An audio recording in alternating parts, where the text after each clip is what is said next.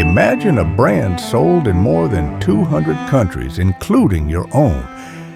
A brand you've definitely come across at least once in every household. A brand with the largest distribution network in the world. Think about its color. Think about how it's been around for almost 150 years. If you still haven't figured it out, here's a hint.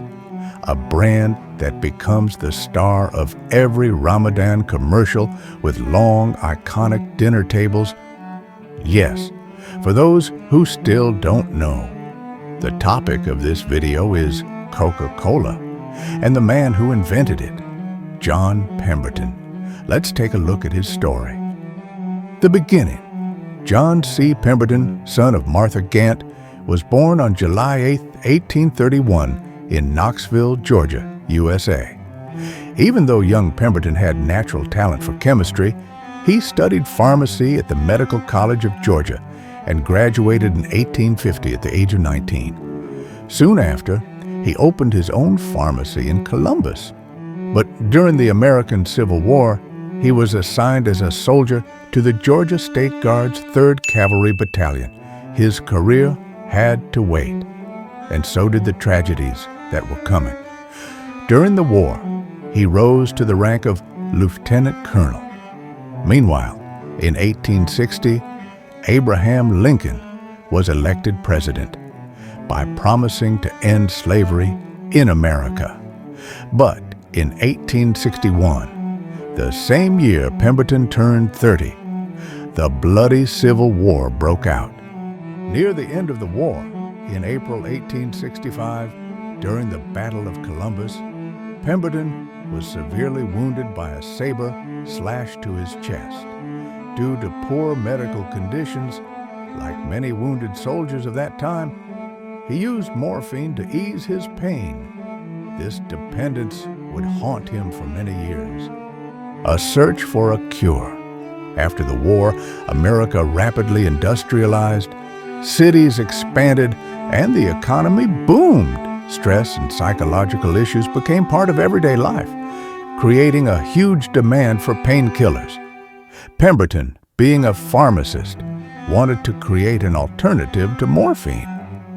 He focused on plant-based organic formulas, especially the effects of coca leaves from Peru. This would turn out to be the most important decision of his life. Atlanta, recovering from the war, had become a land of opportunity. People flooded into the city, and entrepreneurs helped turn Atlanta into the new capital of the South. Pemberton moved his operations to Atlanta in the 1870s, a decision that changed everything. He devoted his life and savings to creating the perfect medicine. French wine coca. Still struggling with his morphine addiction, Pemberton fell in love with a popular tonic created by French chemist Angelo Mariani. French wine coca, a mixture of Bordeaux wine and coca leaves, containing 6 mg of cocaine. It was known for boosting health, energy, and vitality. It became one of the most popular tonics in the world. Even Queen Victoria recommended it, and the Pope awarded it a Vatican gold medal. Thomas Edison wrote that it helped him work longer hours. Pemberton was captivated. In 1885, he created his own version, Pemberton's French wine coca.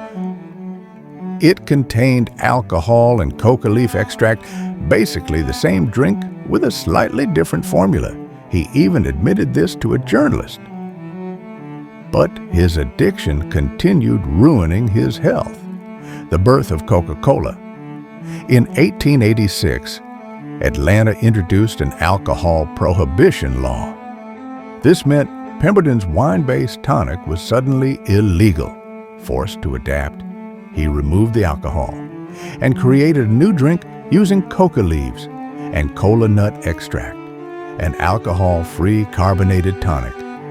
This accidental change became the key to his future success.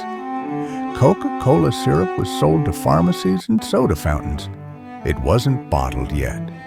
They mixed the syrup with carbonated water on the spot. However, Pemberton struggled with naming and branding. His accountant and new partner, Frank Robinson, stepped in. Robinson came up with the name Coca-Cola and also designed the famous logo that is still used today. In its first year, 1887, Coca-Cola sold 990 gallons of syrup, a huge success for a brand new product. But Pemberton's health was failing. His addiction left him nearly helpless. He slowly sold off most of his ownership just to survive. A year before his death, he transferred 1/3 of the company to his son.